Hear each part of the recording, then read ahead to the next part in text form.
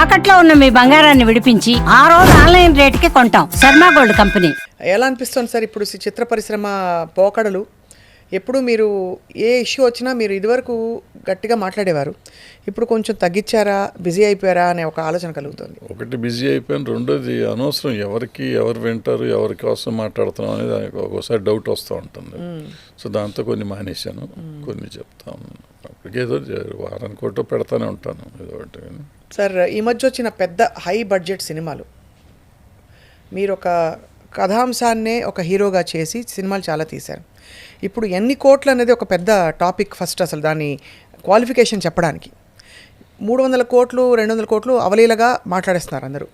ఈ పోకడ, దాని ఫలితం రావడం వీటి గురించి మీ అభిప్రాయం ఏంటి సార్?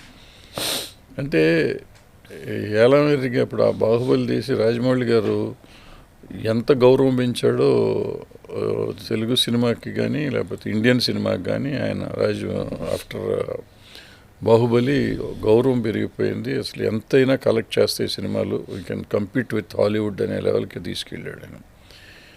పులిని చూసి నక్కవాత పెట్టుకుందని ప్రతివాడు ఆయనలాగా తీద్దామనో లేకపోతే పాన్ ఇండియా అనో, ఎప్పుడో సంవత్సరానికి ఒక పాన్ ఇండియా 2 పాన్ ఇండియాలు తీసుకుంటే తప్పులేదు. ప్రతి సినిమాని పాన్ ఇండియా అనుకుంటాం అనేది కరెక్ట్ అయిన విషయం కాదు. సో దాంతో ఏమవుతుంది, ఈ పెద్ద సినిమాలు అంటున్నారు. పెద్ద సినిమాలు అని చెప్పబడే సినిమాలు అన్నీ ఆర్టిస్ట్ రెమ్యునరేషన్లు లెక్కేసుకుంటే పెద్ద సినిమాలు తప్ప పెద్ద సినిమాలు కాదు. వాళ్ళు అర్థం చేసుకోవాల్సింది ఏంటంటే, రాజమౌళి గారికి మిగిలిన వాళ్ళకి తేడా ఏంటంటే, రాజమౌళి గారు 1000 కోట్లు పెడతాడా, 10,000 కోట్లు పెడతాడా, 2,000 కోట్లు పెడతాడా, 100 కోట్లు పెడతాడు, ఏం పెట్టినా కానీ సినిమా మీద పెడతాడు.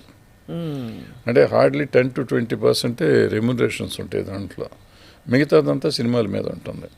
ఇక్కడ ఏంటంటే 80% రెమ్యునరేషన్స్, 20% సినిమా మీద పెడుతున్నారు. ఇది పెట్టి మేము ఆయనతో కంపీట్ చేస్తూ ఉంటున్నారు. ఆయన చేసే పద్ధతి వేరు, ఆయన సినిమా ఆలోచన వేరు, ఆయన మార్కెటింగ్ వేరు, ఆయన కన్సీవ్ చేసే కథా విధానం వేరు. సో ఆయనతో పోటీ పెట్టుకోవటం మనకు అనవసరం. ఇప్పుడు ఫర్ ఎగ్జాంపుల్ అనిల్ రావిపూడి గారిని తీసుకుందాం ఈ మధ్యకాలంలో. అంతకుముందు పూరి జగన్నాథ్ గారు, వీళ్ళు గబగబా సినిమాలు తీస్తున్నారు. ఆయన సక్సెస్ఫుల్ సినిమాలు తీశారు కదా. పాన్ ఇండియా అంటున్నారు. పాన్ ఇండియా అని చెప్పబడి తీస్తున్న సినిమాలతో కంపేర్ చేస్తే వీళ్ళ సినిమాలు అప్పుడు ఉన్న హయ్యెస్ట్ గ్రాసర్స్తో పాటు సమానంగా చేసినాయి. మొన్న పోయిన సంవత్సరం చేసిన ఆ సినిమా సంక్రాంతికి వస్తున్నాం 60 కోట్లకు తీశారు, 300 కోట్లు చేసేది అది కూడా. ఇప్పుడు చిరంజీవి గారితో ఏదో సినిమా చేశాడు, మణిశంకర్ వరప్రసాద్, అది మళ్ళీ అట్టాగే చేస్తాను. సో మనం పాన్ ఇండియాని పరిగెత్తడం కాకుండా మన సినిమా మనం తీసుకుంటే, ఈవెన్ ఇది ట్రెండ్ అన్ని చోట్ల ఉంది. ఇప్పుడు దురంధర్ ఉంది, అక్కడ దురంధర్ సిఆర్ఓనో ఇంకోటి ఏదో వచ్చింది, అంతకుముందు ఏదో వచ్చినాయి అన్నీ హిందీలో కూడా. మీకు వాళ్ళ కోసం తీసిన సినిమాలు అన్నీ మన కోసం డబ్బింగులు చేసి డబ్బింగులతో కలిపి అనేది రావట్లేదు. అందరినీ సంతోషపెట్టడంలో పాయింట్ మిస్ అయిపోతుంది అంటారు. అంటే మన నేటివిటీ, ఇప్పుడు కాంతారా ఉంది, మొత్తం అసలు మనకు సంబంధం లేదు. అద్భుతమైన సినిమా కాబట్టి భారతదేశంలో అన్ని లాంగ్వేజ్లోనూ చూశారు. ఇన్ఫాక్ట్ చాలా నేటివ్ అండ్ చాలా లోకల్. అది లోకల్, అసలు కన్నడానికే లోకల్. అది కన్నడంలో కూడా ఒక సెక్షన్, ఒక విలేజ్కి సంబంధించిన కథ. అది తెలియని అది దాన్ని తీసుకొచ్చి చూపిస్తే మనకు కొత్తగా అనిపించింది. సో అట్లా మన కల్చర్ని చూపిస్తే పెద్దది చేసుకోవడానికి ప్రయత్నం చేయాలి తప్ప, ఈ డబ్బులు ఎక్కువ ఇచ్చేసి నేను హీరోకి ఎక్కువ ఇచ్చేసాను, హీరోయిన్కి ఎక్కువ ఇచ్చేసాను, డైరెక్టర్కి ఎక్కువ ఇచ్చేసాను కాబట్టి నా సినిమా పెద్దది అంటే మూర్ఖత్వం అన్నమాట. ఎందుకంటే ఫూలిష్నెస్ ఏమి ఉండదు. అయితే సార్ ఇప్పుడు మీ బద్దలు కొట్టి మాట్లాడితే రాజాసాబ్ ఆడకపోవడానికి కారణం ఏంటి? అంటే రాజాసాబ్ వరకు నేను విన్నది చెప్తున్నాను, నాకు తెలియదు. ఎందుకంటే 3 సంవత్సరాల కథ కదా, కొత్త సినిమా కదా అది రిలీజ్ కొత్త, కానీ 3-4 ఏళ్ల నుంచి దాన్ని నలుగుతూ ఉంది. ఎవరో ప్రొడ్యూసర్ గారు మొదలెట్టినప్పుడు నేను విన్నది, అది నిజమో అబద్ధం నాకు తెలియదు. విన్నది ఏంటంటే, ప్రభాస్ గారు ఈ పెద్ద సినిమాలు, పాన్ ఇండియా సినిమాలు అనే గొడవలో నుంచి ఒక చిన్న క్యూట్, రాధేశ్యామ్ కూడా అదే టైప్లో క్యూట్ లవ్ స్టోరీ చేద్దామని మొదలెట్టి దాన్ని పెద్ద చేస్తే దెబ్బతిన్నారు. అక్కడ దెబ్బతిన్నాం కదా, ఇక్కడన్నా చేసి మారుతి అని ఒక మోస్తరు డైరెక్టర్ గారిని తీసుకుని, సక్సెస్ఫుల్ అయినా చిన్న పెద్ద సినిమాలు చేసే డైరెక్టర్ గారు, ఆయన తీసుకుంటే ఆయన క్యూట్ సినిమాలు తీశాడు. సో అలాంటి క్యూట్ సినిమా చేసుకుని ఒక చిన్న సినిమా చేసి మామూలు రేంజ్లో చేసి మన తెలుగులో కూడా చేద్దాం అనే ఉద్దేశంలో మొదలెట్టారని నేను విన్నాను.